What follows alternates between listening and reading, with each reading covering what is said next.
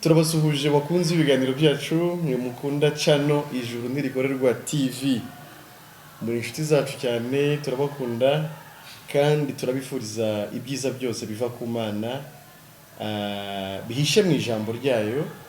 Niyo mpamvu natwe tuba duhari kugira ngo tubasangize ijambo ry'Imana uko Imana iduhaye uburyo, kubera ko tuzi neza ko iby'Imana yageneye abantu bayo yabihishe mu ijambo ry'Imana. Wowe rero dukunda, wowe dukurikira, turagusuhuje kandi turagushimira cyane kubera ko kumenya ko dukurikira nibyo biduha imbaraga zo gukomeza gutambutsa bino biganiro. Kandi nanone nawe turavuga ngo wahisemo neza kubera ko wahitamo neza yahitamo ijambo ry'Imana. Hari byinshi bivugwa hirya no hino byitwa ijambo ry'Imana, ariko kuri channel Ijuru ntirikorerwa TV twizera tudashidikanya ko hari umwimerere w'ijambo ry'Imana, hari umwihariko w'ijambo ry'Imana uzahumvira ibyo utakumvira ahandi, kandi uzubakika birenze ibindi byose waba warigeze ubona ahandi ahariho hose.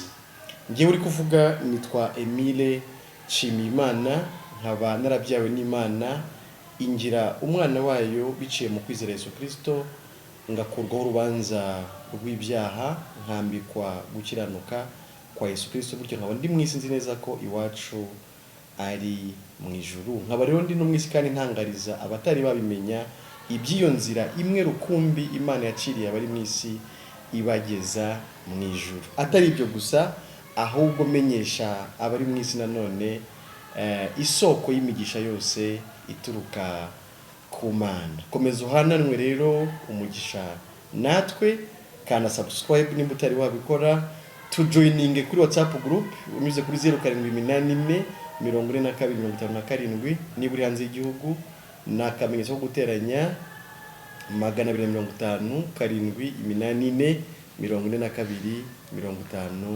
57. Tuzishimira kuganira nawe, sobanuza ibyo udasobanukiwe, sangiza ibi biganiro abandi kugira ngo bahananwe imigisha natwe. Ndi kumwe na bene data nabo babukereye kugira ngo badusangize ineza y'Imana. Ndagira ngo rero babasuhuze, babibwire, babiyegereze, ubundi twinjire mu kiganiro ariko twaramukanyije, twamaze kumenyana. Ni karibu bene data.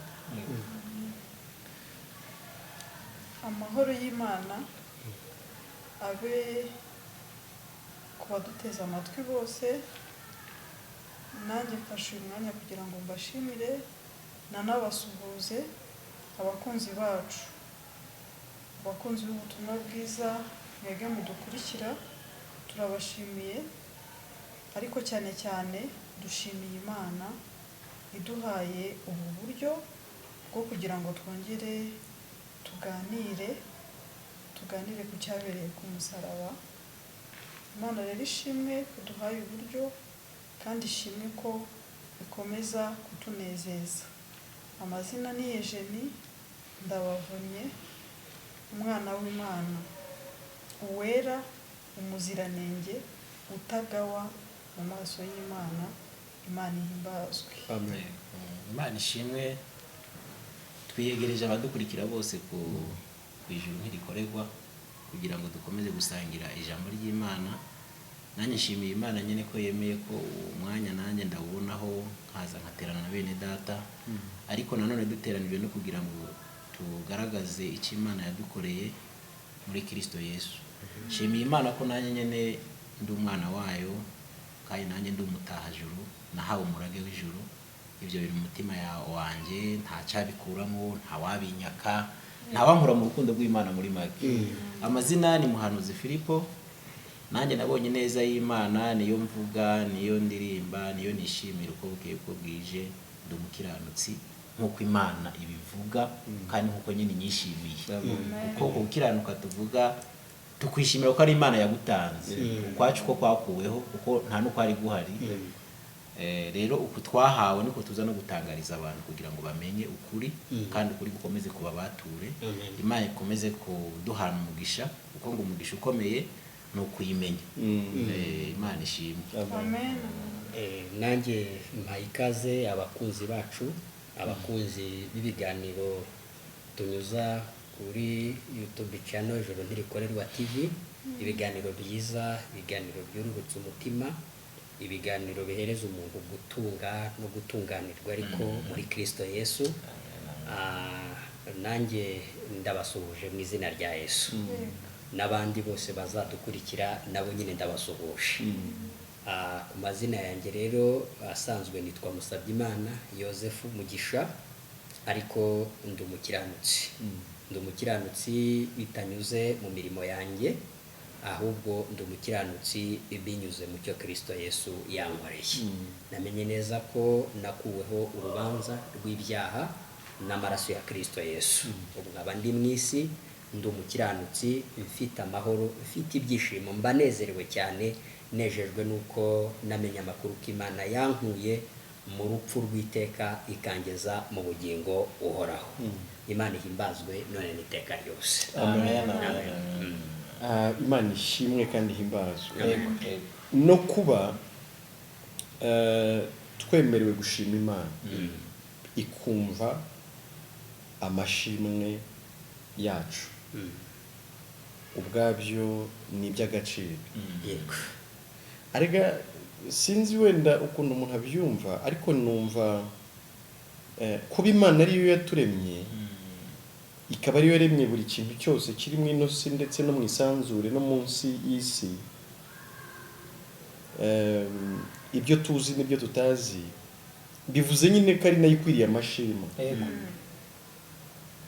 None rero kubaho ufite amahirwe yo gushimira Imana, ariko Imana ikemera ishimwe ryawe, ubwabyo ni iby'agaciro kanini, kuko bivaloriza cyangwa se biha agaciro kubaho kwawe, biha agaciro kubaho kwawe imbere y'umuremyi wawe. kuko nta kindi Imana yaremeye buri kintu cyose yakiremeye kugira ngo kiyiheshe icyubahiro. Noneho rero kuba turaba Imana yishimira, uwo mwanya biduhesheje agaciro imbere y'Imana. Bityo no kubaho kwacu bifite igisobanuro. Washaka yavuga ngo tubereyeho kugira ngo tunezeze Imana, kuko muri twe nta muntu wigeze apanga proje. Niba muri mwe abayipanze arambwira, nta muntu wigeze apanga proje yo kuvuka, apange hazavukira, anapange n'ibyo azakora amaze kuba. Ariko uko kuntu tutabipanze, hari urema waremye byose, wahanze byose, we wadutekerejeho kera, akumva mu bantu bazabaho kwinoze, harimo Eugenie, harimo Emile, harimo Mugisha, harimo na Philippe.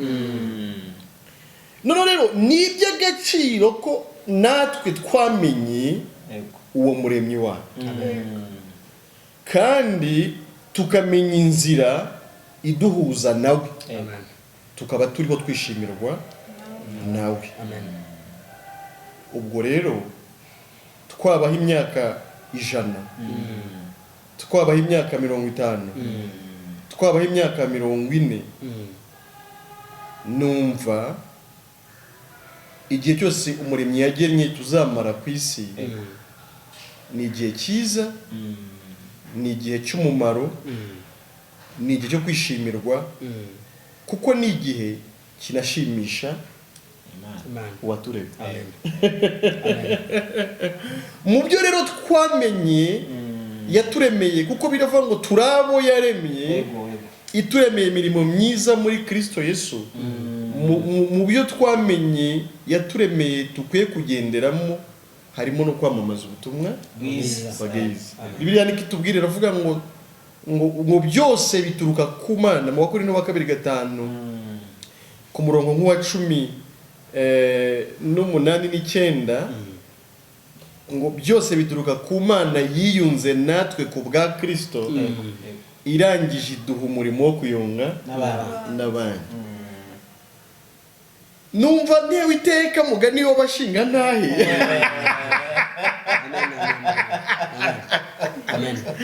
Numva ntewe iteka rikomeye cyane no kuba mwizo nshingano.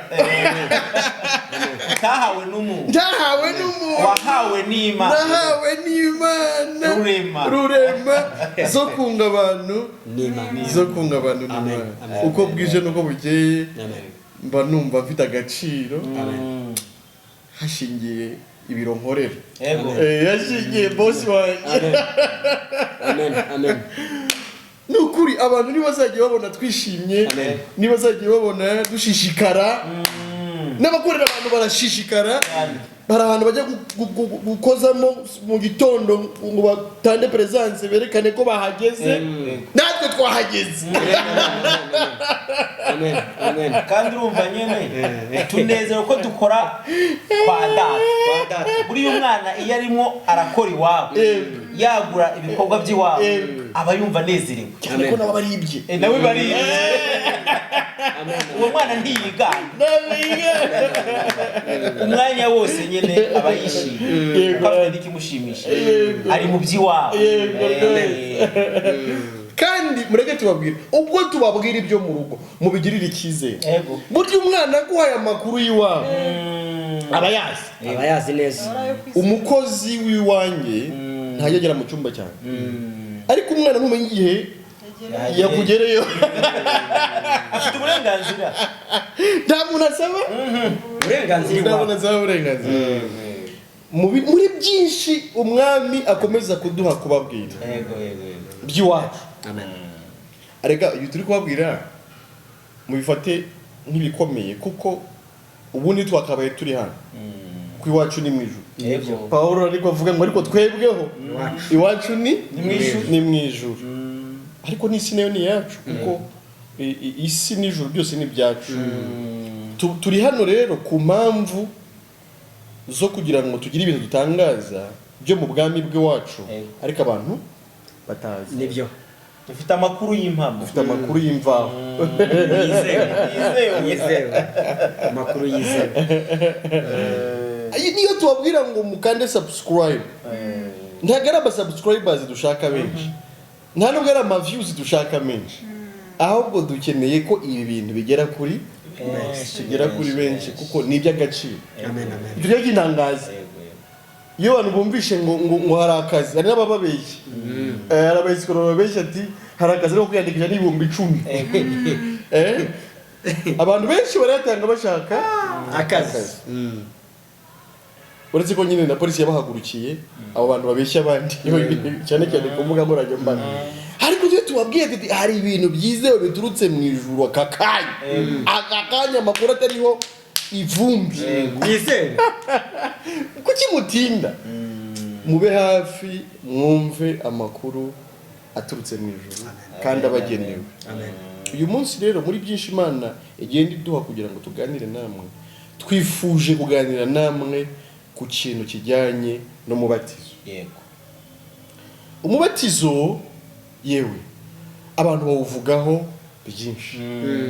Mbese abantu bafite amakuru menshi.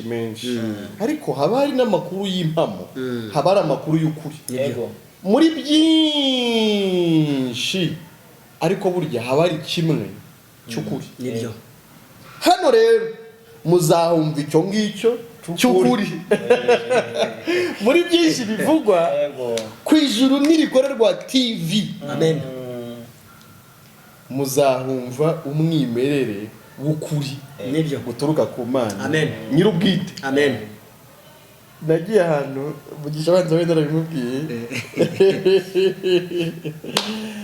Umuntu aravuga ngo Imana ngo yarigiye kwiyizira, ariko ngo sinzi ukuntu byagenze gihindura gahunda ngo bari wituma.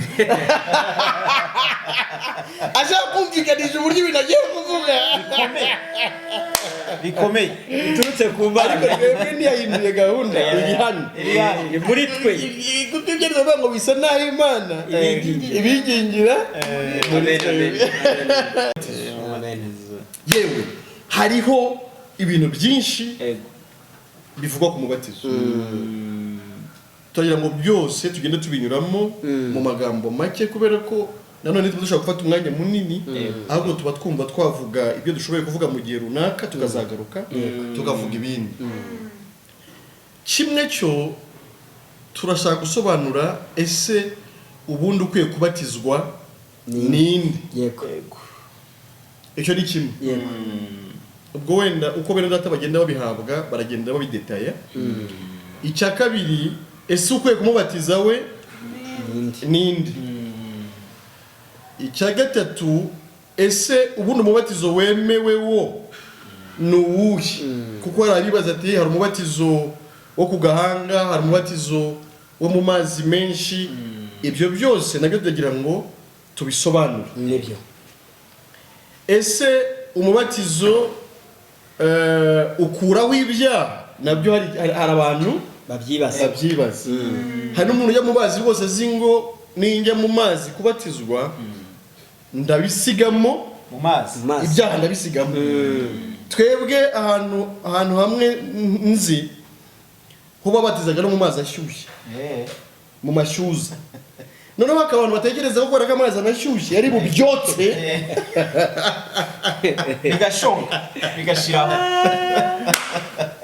mbese ubu tugiye kwinjira muri icyo kintu kwinjira muri icyo kintu turebe igisobanuro cy'umubatizo turebe ukwiye kubatizwa turebe ukwiye kumubatiza turebe umubatizo wemewe ari uwuhe turebe noneho birageraho nawe wibazaho udukurikira ese koko narabatijwe cyangwa nkeneye kongera kubatizwa sino kongera kubatizwa nzongera mbatizwa nkeneye kubatizwa ubu niba warabatijwe yego sibyo bavandimwe nibyo ngira ngo rero niyo mpamvu turi hano twese twahera kuri kimwe tugenda dusobanura ubundi ukwiye kubatizwa ni muntu ki wenda duhere kuri icyo ijambo riravuga ngo mugende mu mahanga yose noneho mubwire abaremwe bose ubutumwa bwiza sibyo noneho abazizera abari bo babatizwa yego Mariko 16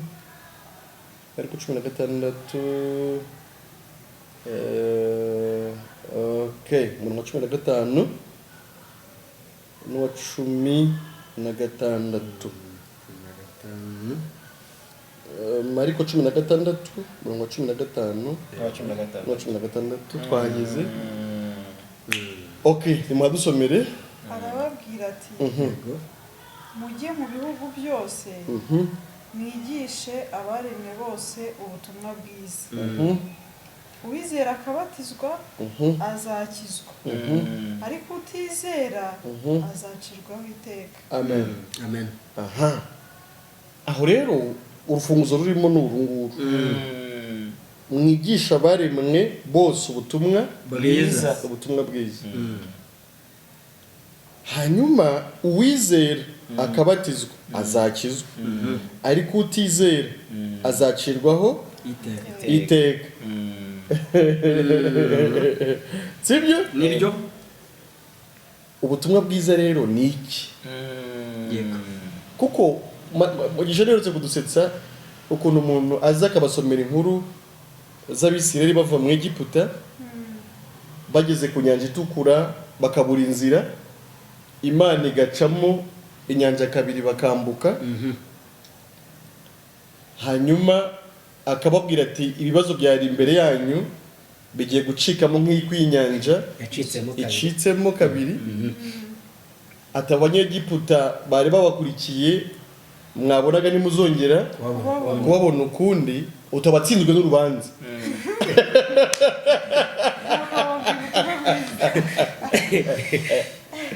ubu abantu batsinzwe n'urubanza ntibaze bakire Yesu kandi ubwo abahaye amateka ayo ntabwo buraka ubutumwa bwiza kuko nta makuru abahaye ubwo nyine si ubutumwa bwiza kuko ni ukujya mu mahanga mukabwira abaremwe bose ubutumwa bwiza.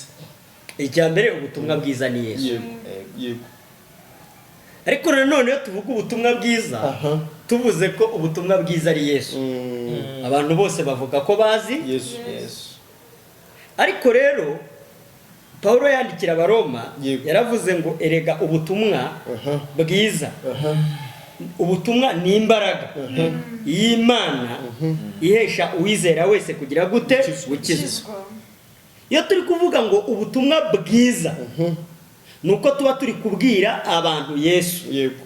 Iyo tubwira abantu Yesu tuba turi kubabwira umurimo Yesu yakoze.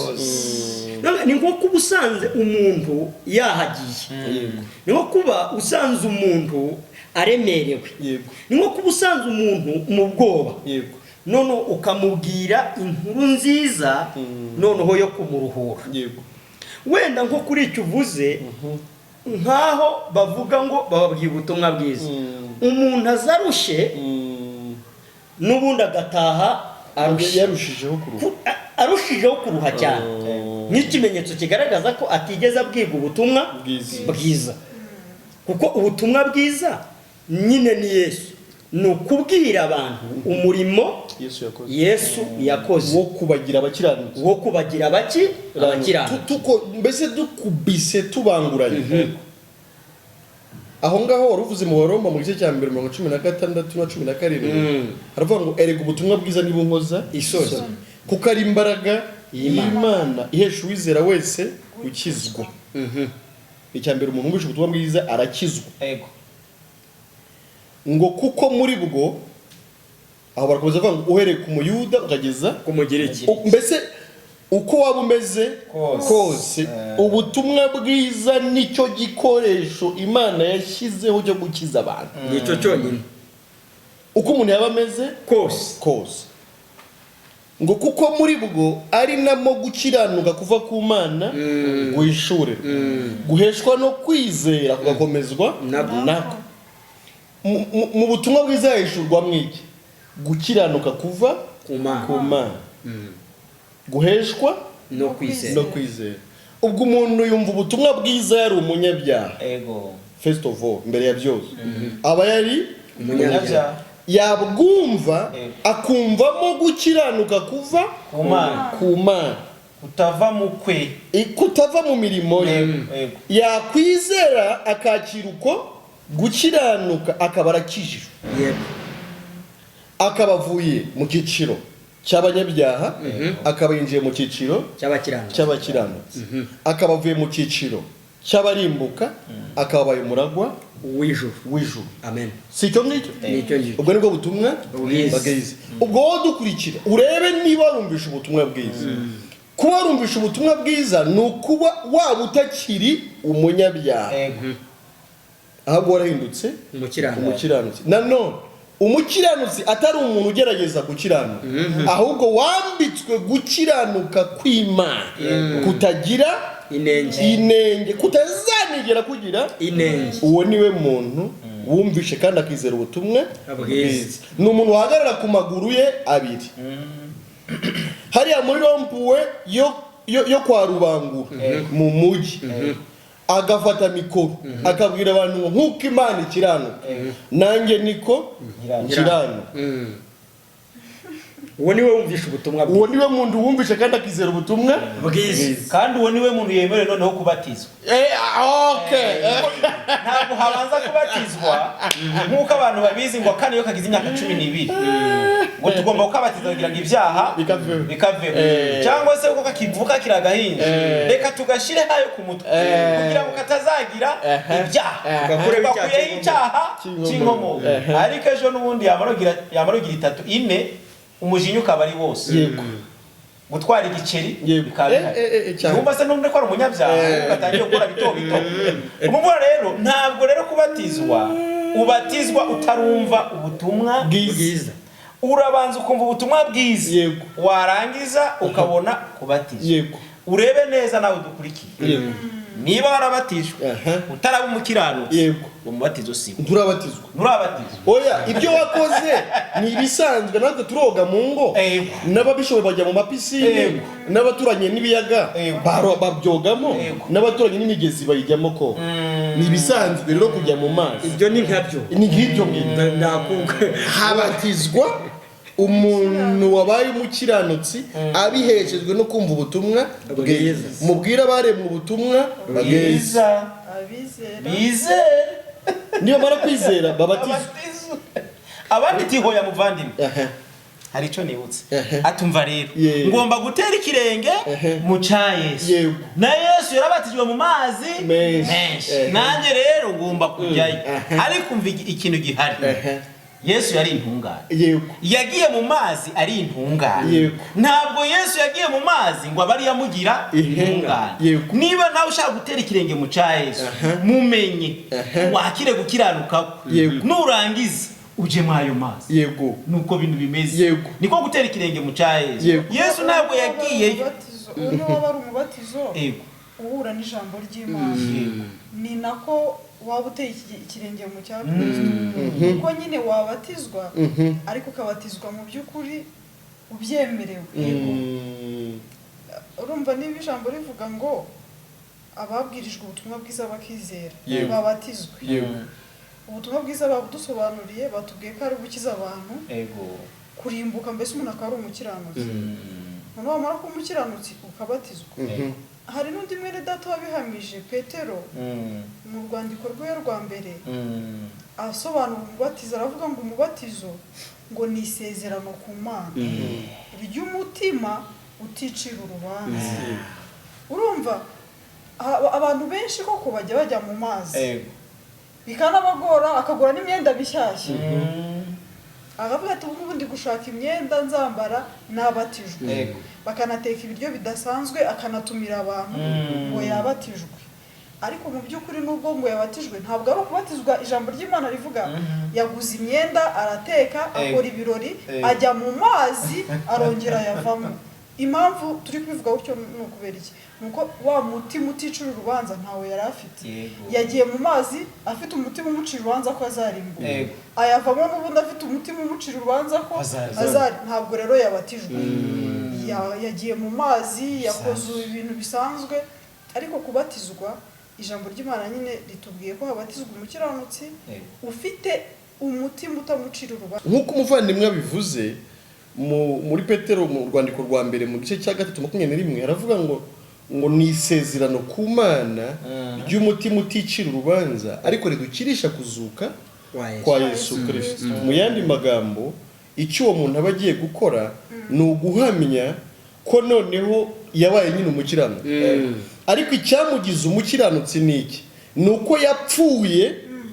Ubwo noneho niho tugiye kugera naho, ni uko yapfuye, apfiriye muri Kristo, bityo ibyaha bye bigahambwa mu mva. Yesu yazuka, hakazuka icyaremwe gishya kidafite aho gihuriye n'ibyo kwa Data. Ubundi nyine n'icyo ngicyo ubundi umubatizo nashushanya, ni ugupfana na Kristo no kuzukana na Kristo. Ariko kujya mu mazi kubihamya kuko wamaze kubyizera, bikaba byaranamaze kugukiza. Kwa byarahindutse ubuzima bwawe. Tuvuga ati noneho napfanye na Yesu, umuntu wanjye wa kera yarapfuye, Yesu azutse, yazukanye umuntu wanjye mushya usa nk'uko Yesu asa, udafitanye ikibazo n'Imana. Noneho rero niho tugiye gukomereza tuvuga ngo ubwo tumaze kubona ubatizwa ninde. Ese ubundi umubatizo wemewe wo ni uwuhe?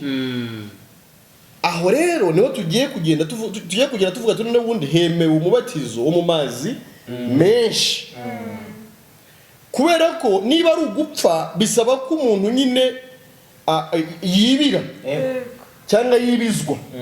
Akabura. Si byose? Bisaba ko umuntu yibizwa akabura wese, nk'igishushanyo cy'uko umuntu wa kera yapfuye hadasigaye n'agasatsi ke kuko hagize akantu gasigara yaba atapfuye. nicyo bivuze yaba ari muzima. nicyo bivuze haba hari n'utwaha dukeya dusigaye kandi nta cyana kimwe kiza. niyo mpamvu umuntu agomba kubatirizwa mu mazi yibizwamo akabura wese niba twanahita menshi simbizi kuko ubwinshi nabwo biterwa n'igipimo ariko apfa kuba ari amazi ikindi azabiramo akabura. ariko reka nze basomera ahandi hantu nari mbonye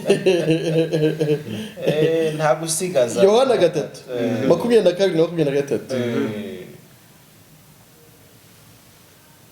Yohana ubutumwa bwiza 3:22-23.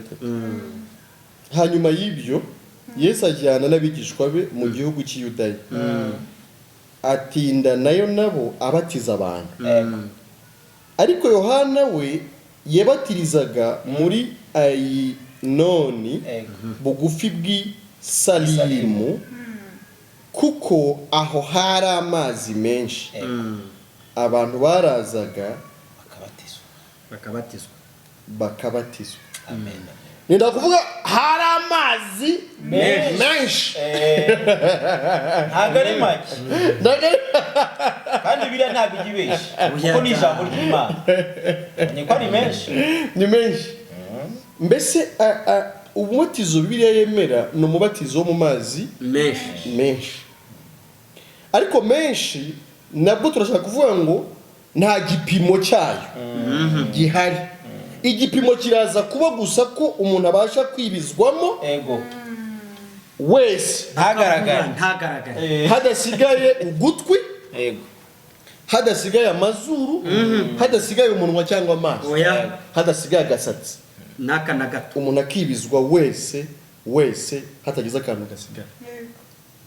ubwo akaba arapfuye yego apfanye na Kristo yego mu buryo bw'igishushanyo yego ubwo akazamuka yego ubwo bikaba bivuze ngo ibyaha bisigaye he mumva nta nubwo bisigaye ubwo ari gushushanya ibyabaye yego kubera ko umuririmbyi yaravuze ngo dore urukundo rwatumye amfira yego ibyaha byanjye bihamba mumva. n'igihe wumvisha amakuru y'ubutumwa bwiza akubwira ko ibyaha byawe n'ubugome bwawe Imana itakibyibuka ukundi yego ubwo uje guhamya ibyo bintu byabaye uje guhamya ibyo kubera ko ubundi ibyaha nta hantu biba ibyaha nta hantu biri wagenda ngo biterure ubihambe n'ubundi ubwo ntihahambwe ibyaha ahubwo hahambwe umunyabyaha niwe hahambwe umuntu nibyo icyaha kiba mu muntu. niyo mpamvu byari bivuga ngo iyo umuntu ari muri Kristo Yesu aba ari icyaremwe gishya. Ni ukuvuga ngo umuntu w'umunyabyaha uwo nyine niwe cyaha ni nawe wahambwe mumva. Ubwo Yesu yapfaga uwo muntu agapfira muri we, Yesu yahambwe uwo muntu agahambwa ahambiwe muri Yesu. Yesu yazuka akabazuka icyaremwe igishyashya kidafitanye n'Imana ikibazo. Twavugaga rero ko amazi yemewe ni amazi umuntu abasha kwibizwamo akabura. Ikindi ntabwo ahantu habatirizwa ari muri Yorodani kubera ko Yesu ariho yabatirijwe. Kubera ko hari abantu bavuga bati tugiye kubatiza kuri Yorodani. Oya, Yorodani ni umugezi Jordan. Riva Jordan. Ubwo Nyabarongo nibareke kuyita Yorodani kandi oya naza Yorodani ziba mu nsengero nazo runaka. Kandi ku mirongo tutavuzeho yo haruguru urumva ko Yesu hari ahandi yabatirizaga nabi. Urumva rero ntabwo bagire kuri Yorodani. Hari ahandi yabatiriza. Yohana we yabatirizaga kuri Yorodani mu mazi menshi.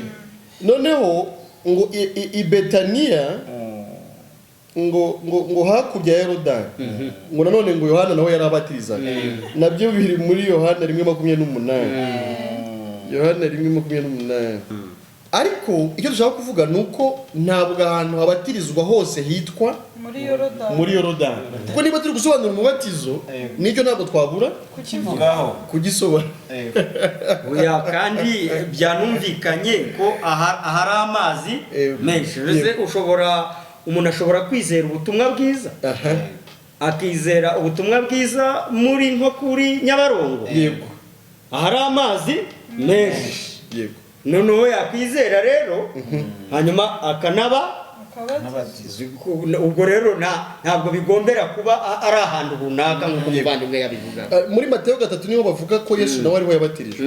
Yohana Mateyo 3:13 icyo gihe Yesu ava i Galilaya ajya kuri Yorodani asanga Yohana ngo amubatize. Urumva aho Yesu yabatirijwe ni kuri Yorodani. Yorodani ni umugezi. Yego. Umugezi. Ariko ubwo ahantu hose hari amazi. Na piscine nayo ibifite amazi menshi. Aho naho umuntu yabatirizwa. Hapfa kuba n'ikivu. N'ikindi kiyaga dufite ibiyaga byinshi mu Rwanda. Aho naho umuntu yabatirizwa.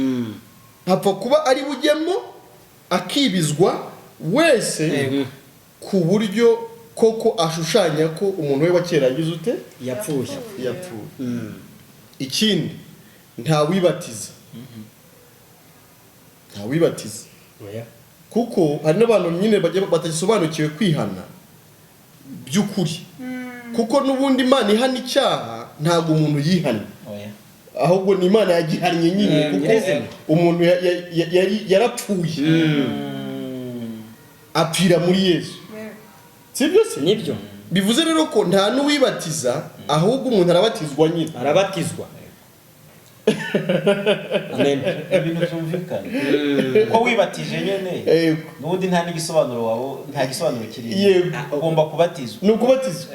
Ubwo ariko kandi nanone ubwo ukubatiza nawe naho hari ikibazo cy'abantu bavuga ati ntabwo abantu bose icyo nitwa twavuze harya ngo tugomba kugisobanura ugomba kubatiza we ninde icyo nacyo tugomba kugisobanura nacyo abantu bakamenya babatiza bari bo ariko dusobanuye bibiri kugeza ubu yego icya mbere dusobanuye ubatizwa ninde sibyo yego hanyuma tunasobanura n'umubatizo yego wemewe yego hari naho Bibiliya ariko ivuga mu Baroma 3 mbere yuko tujya kuba ku muntu ubatiza yego mu Baroma 3 no mu Baroma 6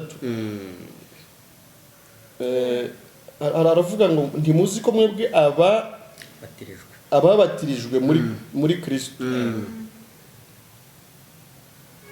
mu ruwa 3 Abaroma 6 twahageze hagira dusomera aravuga ngo ntimuzi yuko twese ababatirijwe muri Kristo muri Yesu Kristo twabatirijwe no mu rupfu rwe ubwo muri rwa rupfu rwo kumusaraba niho twabatirijwe ubundi umubatizo nyirizina nawo wabereye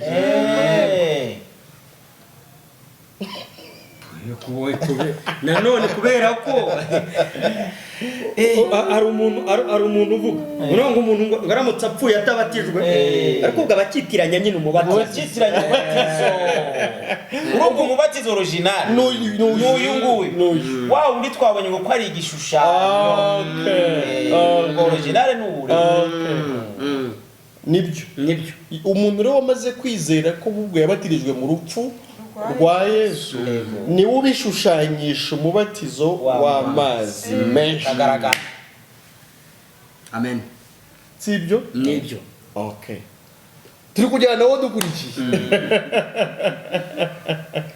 Amen. Dusanze umubatizo w'ukuri ari uwo twabatirijwe mu rupfu rwa Yesu kuko niho twapfiriye ubwo yapfaga hanyuma azutse tuzukana nawe turi byaremwe bishya burya hano ubundi babivuze no shaka gusobanura ko tutanabasha gukora ibyaha umuntu busange kandi umuntu ukora ibyaha yaragize ute yarapfuye wenda wone dushaka kwatinda ni ikiganiro kizakorwa kwayo hanyuma tugarutse tubona rero ko kujya mu mazi ari ugushushanya ibyo twizeye ko umuntu wacu wa kera yapfuye yapfiriye muri Kristo hanyuma yazuka Kristo yazuka hakazuka umuntu mushya usa nk'uko Kristo asa ariko muzi ko hariho abantu babiri koko hariho umuntu wa kera usa nk'uko Adamu asa hariho n'umuntu mushya usa nk'uko Yesu asa ubu asa nk'uko Yesu asa nta mateka rero agifite ntahagihuri ntaho bahuriye niyo mpamvu ngo abari muri Kristo Yesu nta teka bazakira ubwo ngo babaye ibyaremwe ubwo numva ko nta mateka dufite ngo ibyake biba bishize ubwo nawe udukurikira icubura gusa ni ukwizera aya makuru amen nta kindi amen ni ukwizera iyi nkuru nziza tukubwiye dore nawe uri icyaremwe gishya nuko gusa utabizi yaranavuze ngo yapfiriye bose yego kugira ngo abariho be gukomeza kubaho kubwabo ni ukumenya ko Yesu apfa nawe uri mu bo yagize gute yapfiriye ukabyemera akira urupfu rwawe muri Kristo ni nabwo uri bwakire n'umuzuko wawe muri Kristo naho guhindura ingeso uri umuntu wa kera ntacyo byamara tugiye kureba kimwe Mugisha yarayavuze none yavuze ngo ninde ukwiriye kubatiza ese hari muzee wa kanisa wo kujya batiza gusa wenyine nimuvugaho ngaho mwibuke ko nubatiza nawe akwiriye kuba ari umukiranutsi ntabwo ari ugupfa kuba gusa ngo hari wasigiwe kubatizwa kandi nawe agifite urubanza rw'ibyaha wasigiye kubatiza aho turagenda tuvuge ibya Filipo n'inkoni kabera mukunda ibyanditswe we byakozwe n'intumwa nibyo cyo cya 8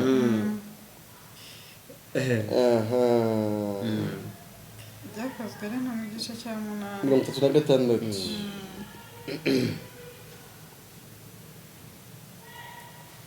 tuhageze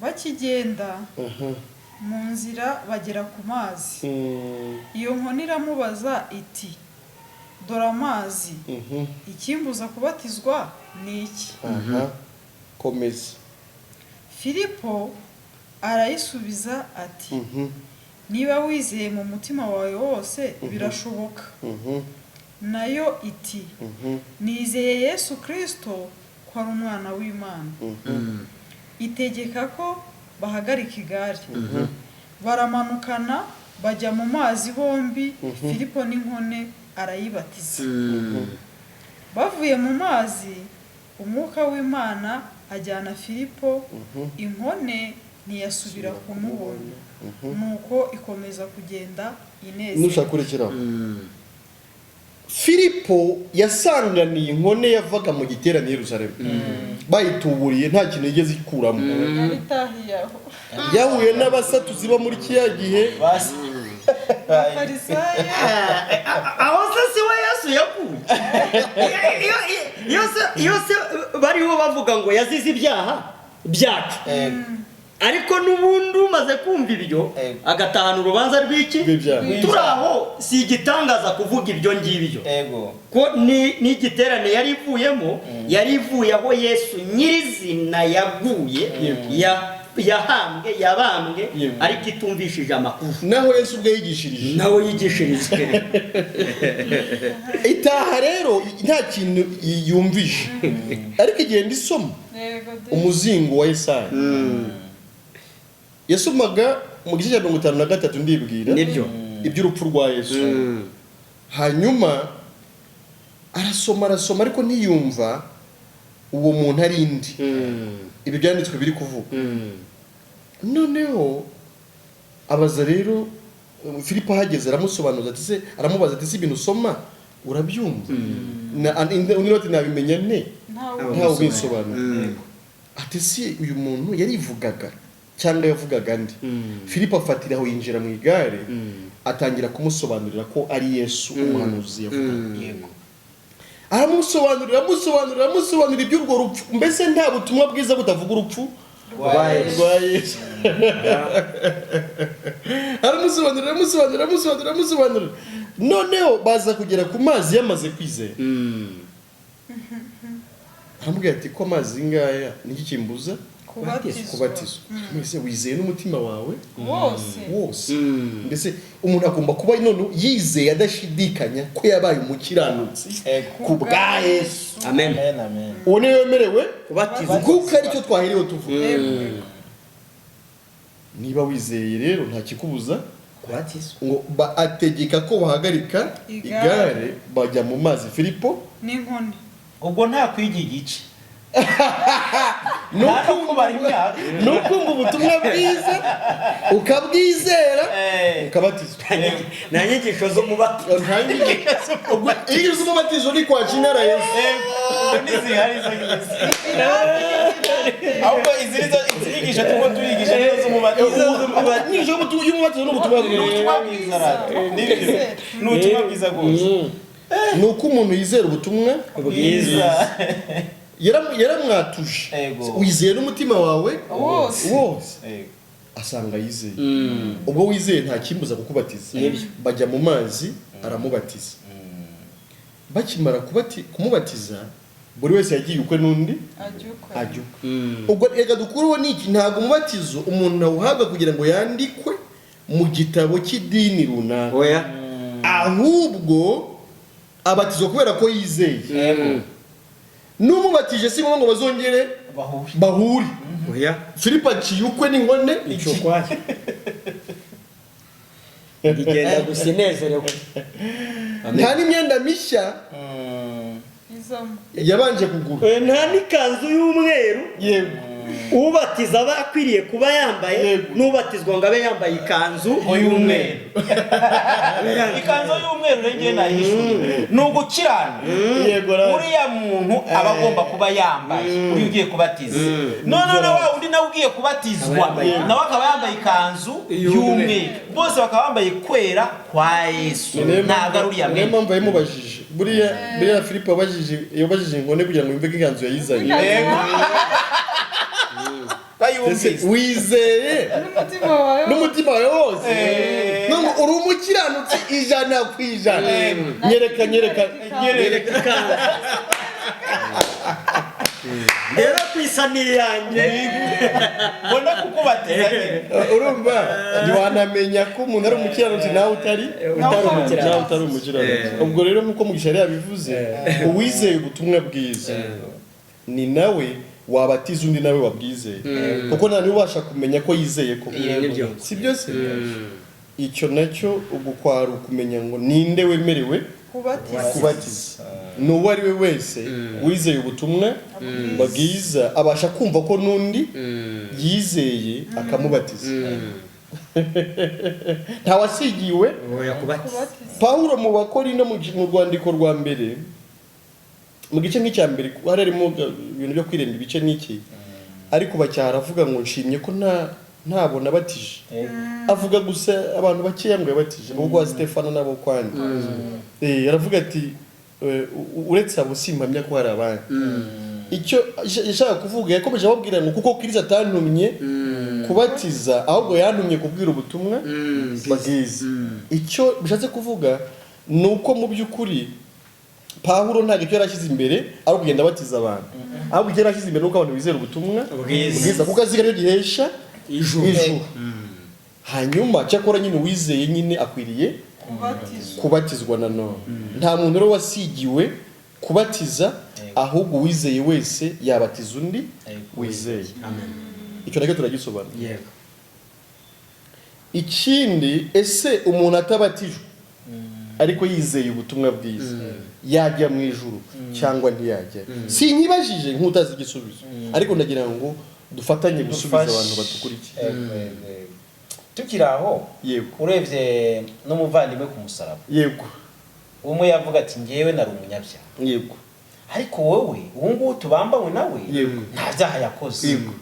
anacaha mugenzi we atari kuvuze nabi ubu ngubu azize ibyaha byaha ariko we nta cyaha yakoze yaravuze ati ariko rata nugera mu bwami bwawe uzayibuke Yesu yarambwiye ati hoya turabana nonaha muri paradizo turabana muri paradizo urumva paradizo ubwami ijuru ikintu kimwe ntabwo Yesu yamubwiye ati rero nibyo wemeye kuri umunyabyaha urananyizeye ko ngewe nzize ibyaha byawe ubaye n'umukiranutsi ariko genda bakubatiza kugira ngo tuzabane mu bwami nta nubwo nubwiye ati rero kubukuweho ibyaha genda utange ituro runaka dore ubugingo bwawe buracunguka genda wishure ikiguzi cy'ubugingo bwawe hoya nta nubwo nubwo ese ufite ibipande by'itora kugira ngo tukubatize ese ko nta n'igice ntabwo nari guhira ijuru nta n'igice wize ntiwize umubatizo genda bagushyire amazi menshi oya bahise bagenda babana mu bwami ubwo bivuze ngo rero ariya mazi si yaguhesheje ahubwo ni igihamya nk'uko twahoze tubivuga yuko wabaye umukiranutsi rero ni ukuvuga ngo wowe wizeye ukava muno mubiri wajya mu ijuru nibyo ijuru ni iryawe nibyo uziko kiriya gisambo batigeze banagishakira izina ry'irikirisitu hoya ibyo nabyo ntabihari umuntu iyo agiye kubatizwa aba yateguye ngo n'akazina ngo k'abakirisitu bashaka n'abapari ababyeyi umwana we jya umwita amazina yose kwa muganga ukimubyara nta zina ry'irikirisitu riba azahabwa y'abatizwa nani ry'igishenzi uziko ariko hari nk'idini imwe mbizimo iyo ugiye kubatirisha umwana ukavuga izina baba bafite urutonde rw'amazina y'abakirisitu iyo ritarimo bagutegeka kurihindura ariko disi nta rindi zina rihari ritari Yesu iyo wakwitwa ryose wakwitwa Yohani Batisita kuko ko ariwe wabatizaga abandi wakwitwa Petero kuko ari intumwa yenda yamamaye wakwitwa Pawulo ariko niba utizeye ubutumwa bwiza n'ubundi ntabwo izina ari ryo ryaguhesha kuba umukiranutsi nibyo kandi izina dufite ahubwo rishya nuko turi abakiranutsi bwa Yesu kandi ibyo ntitwaryizwe n'abantu nta nubwo twariheshejwe n'umubatizo ahubwo twariheshejwe no kwizera Yesu sinzi rero niba muri tugomba gusobanura igisigaye kugira ngo nacyo tugisobanure ku mubatizo ngo hari indi mibatizo tuzasobanura itandukanye n'uyu ko hari n'igihe abantu bibaza kubatizwa mu mwuka n'iki undi uzaza azabatirisha amazi n'umuriro ibyo byose biri ukwabyo uyu munsi ntabwo twabyinjiramo byose twashaka gusobanura cyane cyane uyu mubatizo wo mu mazi hari icyo mwarimu wavuze n'ubundi yenda gihura n'iki musorejeho mwarimu wavuze mutese umubatizo ukuraho icyaha ariko birahuye no kuvuga tese umuntu yizeye ubutumwa bwiza ntabatizwe yajya mu ijuru tubonye ko yajyayo kuko igihesha umuntu kujya mu ijuru ni ukwizera mwaduhaye urugero rw'igisambo ko cyizeye kigahita kijya mu ijuru Yesu atakibwiye ngo subirayo bajye kukubatiza urugero rw'uriya mukiranutsi wahoze ari igisambo uriya muvandimwe wacu mutagatifu ariko rero urumva ntabwo umubatizo nyine ukuraho ibyaha ntabwo umubatizo ukuraho ibyaha n'ubundi muri ya magambo yo muri Petero hari ukuntu babivuga kavuga bati ntabwo amazi abasha gukuraho icyaha amazi adashobora no gukuraho n'ico ryo ku mubiri kuko turakaraba buri munsi n'uyu munsi nakarabye ariko ubwo nsubiye muri dushe n'ubundi sanga ngifite ico rero amazi atabasha no gukuraho ico ku mubiri ntabwo yakuraho icyaha umubatizo ntabwo ukuraho icyaha nibyo ahubwo kwizera Kristo nibyo bikuraho umuntu icyaha umuntu akaba umukiranutsi twahimiraho ubwo abantu babatizwa yego